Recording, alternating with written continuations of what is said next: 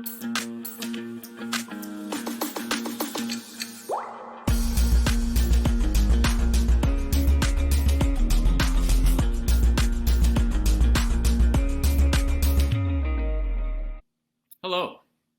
I'm visiting my friend Jane right now, so the background's maybe a little bit different than some of the videos you've seen before. But I really want to talk to you about how I help my clients to transform their vision into some high impact work. I just got kind of thinking about this piece of artwork here behind me. You know, art is a very strange thing. It's, usually very preferential. Many people can disagree about art, but what we can all agree upon is that it's creationary. Someone started with a blank canvas, and before they were done, they had transformed that canvas from a blank canvas into something that you see behind me. That's an amazing feature of us as human beings. We're creationary creatures.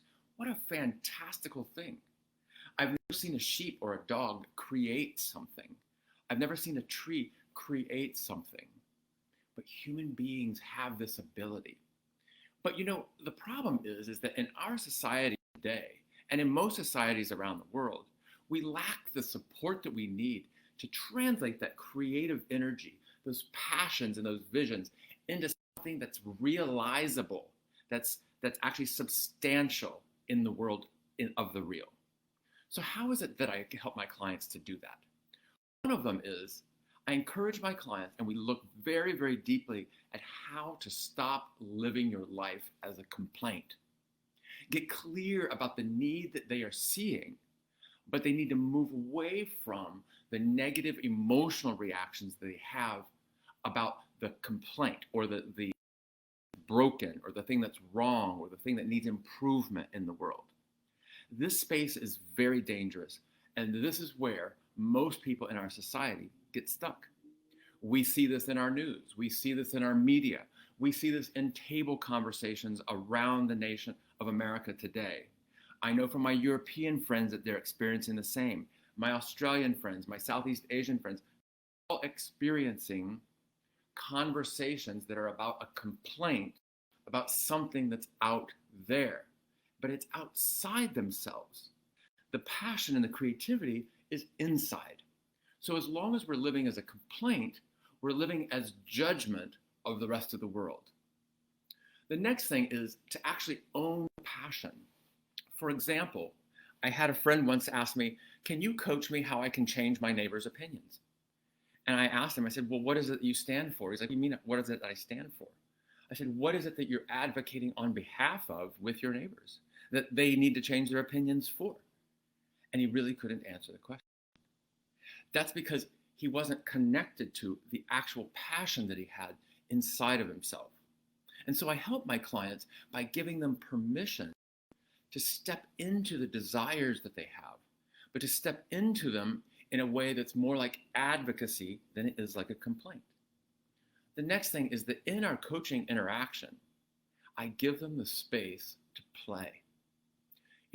Very few environments in our world today, work environments, family environments, social environments, are really conducive to open play with ideas. There's so much criticism.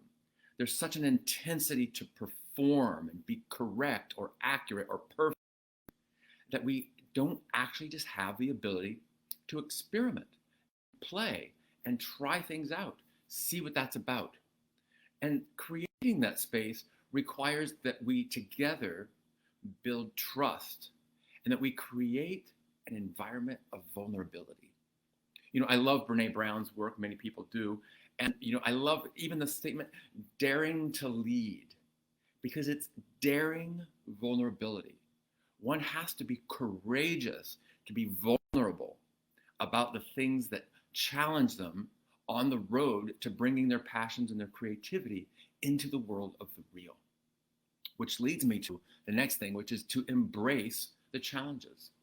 I help clients by helping them to transform their judgments of others or their resistance to the challenges that come up or arise on this road to transforming vision into high impact work, so that they can actually step into the shoes of the other. We are very quick to judge others who are of a different opinion, but we're not so quick to take a moment to reflect, where is their point of view coming from? Do they have a point? And our ego gets in the way, our own arrogance gets, our fears get in the way. And so this is a difficult place because we typically see any opposition to our effort as bad. And it's not bad, it's just challenging. When the salmon swim upstream, do they blame the river for going the opposite direction? No, it's part of their life cycle. Part of salmon's life cycle is to swim upstream. If you are a visionary leader, you are like salmon. Nobody is bringing a vision into a world where people already are doing it. Vision, creation is something that's being born. Ask anyone who's given birth to a baby. This is not easy. It is not like going along with the flow. It is a difficult and challenging process. And so the more that we embrace the challenge, the more we make friends with that challenge, and we begin to get into a groove, and we're able to birth our vision into this world. And then finally, I hold them to account to showing up in the world. I love the expression, the road to hell is paved with good intentions. So many people say, well, I intend good things, or, I intended to really show that person love, or I intended to be compassionate. All that is worthless. Your intentions, nice as they may be, are worthless until you're able to bring those intentions into action.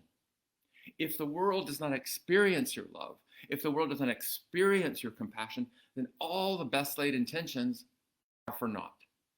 And so having a vision or having a dream or having a passion is not sufficient for most.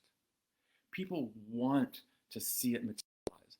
They want to feel the manifestation of the goodness inside and see it happen on the outside.